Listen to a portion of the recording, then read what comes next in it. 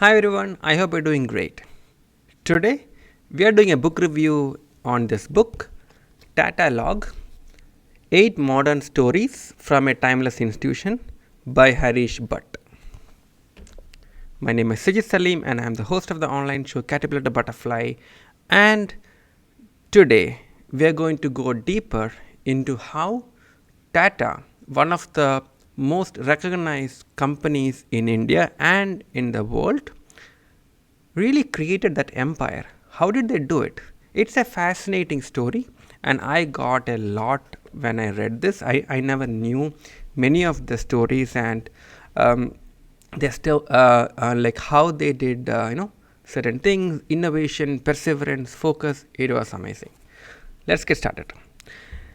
They are one of the things I learned is the company was established in 1868 by the founder and the first chairman Jamsetji Nasserwanji Tata.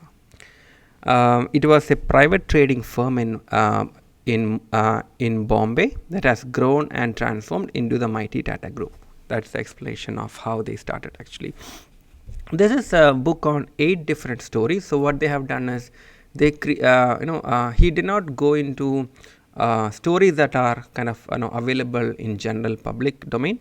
Like for example, how the nano car, I believe, yes, the nano car and other some of the high level products were there, but more focused on certain innovative aspect like Tata Indica car, and then the Tanishq branding, the jewelry brand, and then Tata Chemicals, and other areas that are lesser known but sort of go detailed in how they really inspired and did a lot of things.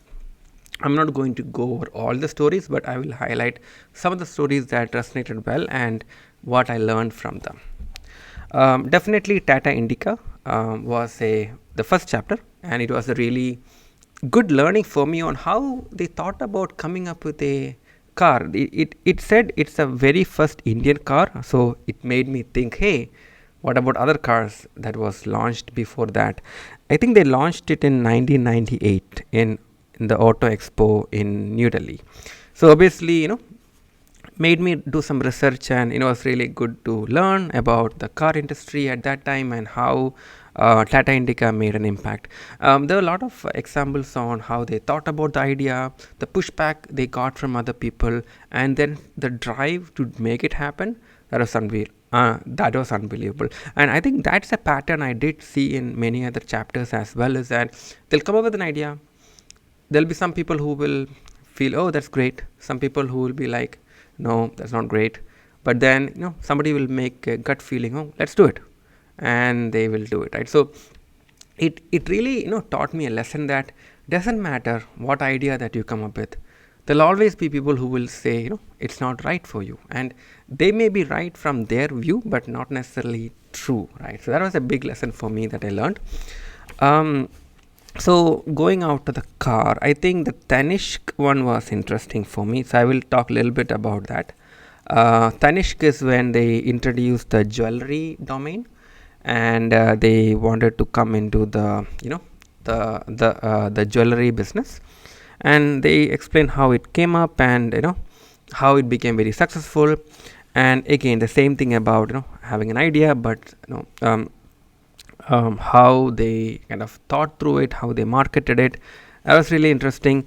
The pivoting of how they innovated is also something was interesting. So one of the lessons I learned here is the 18 carat, right? So when they launched it, it was good, it was well successful, but then eventually they started falling off, and they found that some of the ideas could be improved. So one of them is to move out of the 18 carat to 22 carat jewelry. That was a big focus that they did.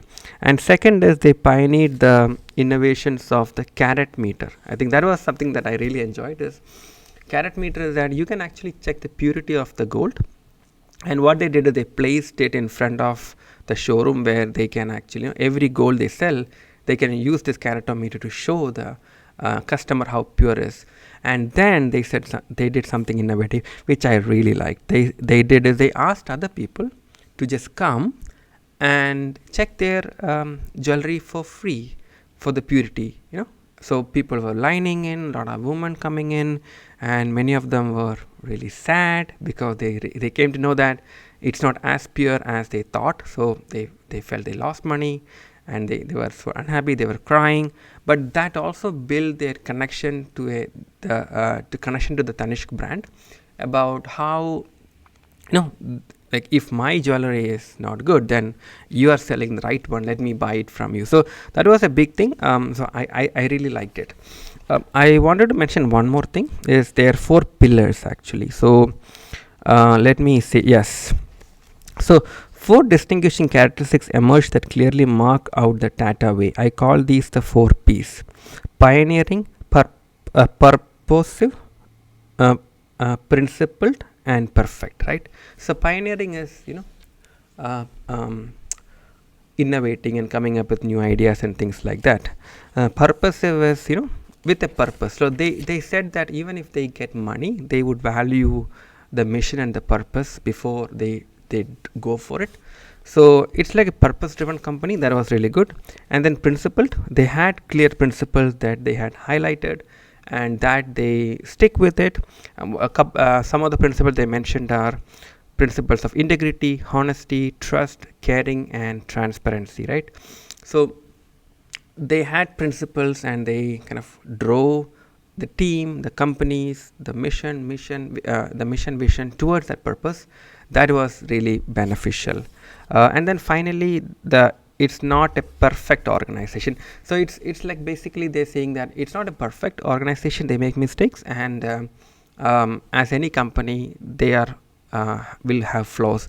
There was a chapter on the finance part of things. I think it is the Tata Finance, where they got a letter from somebody, Shankar Sharma, on 12th April 2001, which triggered a lot of, this letter was sent to a lot of big regulators and stock market people, which sort of brought up some of the challenges and some of the issues within the company, and that was a big thing.